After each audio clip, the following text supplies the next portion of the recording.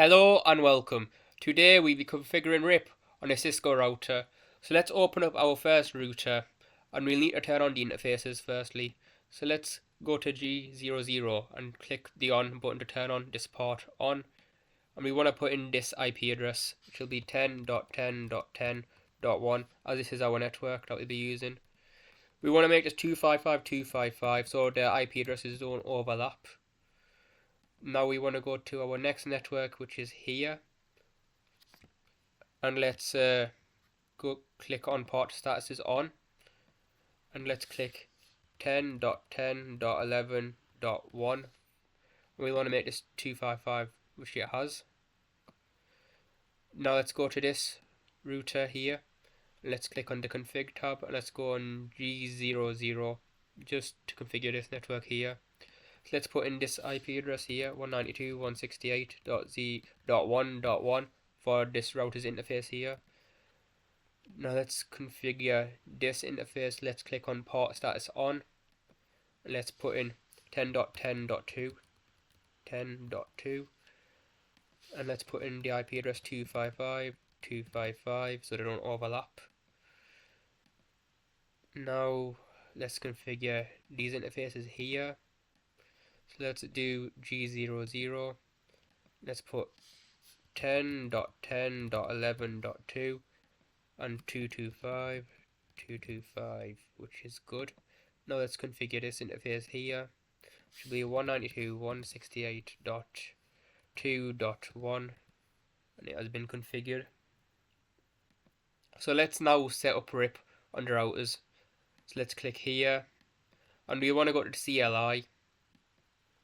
Let's press enter and press exit to get out of this interface, and let's type in router RIP.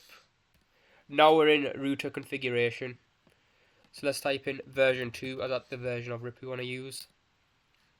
You want to now enter no auto summary. Let's put auto and let's test tab to auto complete it. Now let's put in our networks. Our two networks are here, which we'll need to enter. As RIP will advertise these two networks here to the rest of the routers. So for this router, we'll need to advertise this network and this network for that router. For this router, we'll need to advertise this network and the 192.168.2 network. So let's start with this network. Let's set 10.10.10.0. We don't need to enter a subnet mask, as this router knows these two interfaces only. So let's put 10.10.11 for these two interfaces, and the configuration for RIP has been done for this router. So let's move on to this one here. Let's get onto the CLI. Let's type in exit. Now we need to configure RIP, which will be router RIP. We want to put version 2. Oops. Yep, version 2. And now we want to put no auto tab summary. And now let's put in the network, which will be 10.10.10.0, as these are the only two networks it knows, and this will be the networks it will be advertising to the rest of them.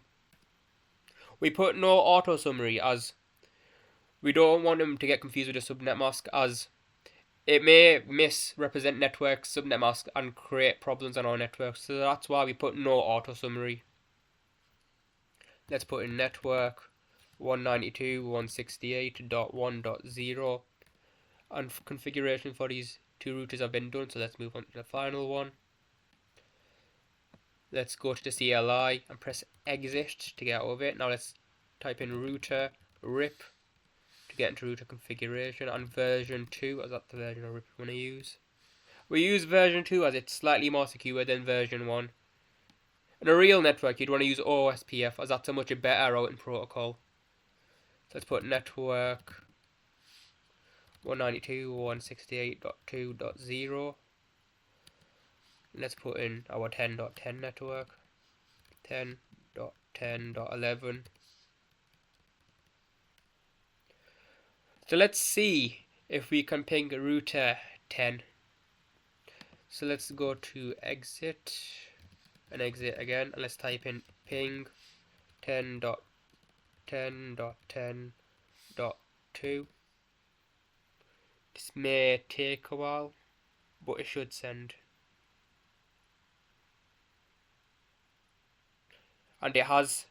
It takes a while as the requests take a while to come, but if we do it again, it'll show it has a 100% success rate. So let's configure the IP addresses under root under PCs quickly. So let's go to config. Let's type in 10.192.168.2.1. Let's put 168.168.2.2 and something that should come in. Let's configure this root PC as well. 192.168.1.1 for the interface here. Let's type in 192.168.1.2. In a real network, you'd want to reserve at least the first 5 IP addresses for your routers and your PCs and things, but since this is a tutorial, we can just use this IP address. So let's go to command prompt on desktop and type in ping 192.168.2. Let's do 2. This one may fail as it's going to take a while for the requests to go through. As we can see, we have got a response. So if we do it again, we shall see it is working. So let's go to this PC here and let's ping this PC here. Let's go to desktop and command prompt and let's type in ping 192.168.1.2 and we have a reply instantly.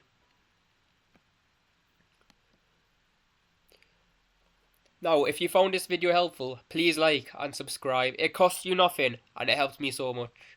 Thank you for watching this video.